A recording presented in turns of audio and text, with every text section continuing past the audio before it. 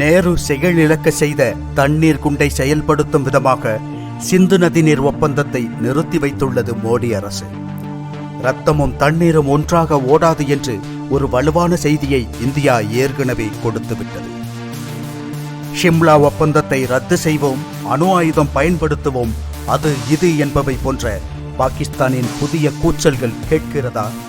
முதலில் சிந்து நதிநீர் ஒப்பந்தம். இந்தியாவின் கருணையால் கொடுக்கப்பட்ட தண்ணீரை குடித்துக் கொண்டு எல்லையில் தீவிரவாதிகளை வளர்க்கும் பாகிஸ்தானின் செயல் இருக்கிறது.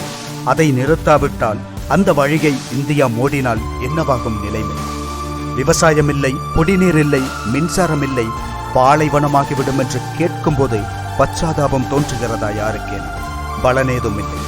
காரணம், ரத்தமும் தண்ணீரும் ஒன்றாக ஓடாதென்று மோடி அரசு முன்பே சொல்லியிருக்கிறது. இப்போது ஷிம்லா ஒப்பந்தத்தை ரத்து செய்வோம் எனும் பாகிஸ்தானின் மிடுக்கான மிரட்டல் இருக்கிறது. அது ஒரு கேலிக்கூத்தாகும். 1971 நமக்கு முன்னால் அவமானப்பட்டு மண்டியிட்டு பாகிஸ்தான் கையெழுத்திட்ட ஒப்பந்தமாகும் அது.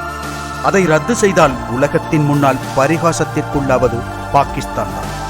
அவர்களே சமாதான பேச்சுவார்த்தை, சண்டை நிறுத்தம், கட்டுப்பாட்டு கோடு போன்றவற்றை தேவையில்லை என்று விட்டுவிட்டால் இந்தியா மட்டும் அதை மதிக்க வேண்டுமா என்ன? இனி இந்திய ராணுவம் பாகிஸ்தான் ஆக்கிரமித்த காஷ்மீருக்குள் நுழைந்தாலும் அவர்களால் கேட்க முடியாது. தீரத்துடன் புறப்பட்டு நுழைந்தால் ஆக்கிரமிப்பு காஷ்மீர் நமது கைகளுக்குள் வந்துவிடும்.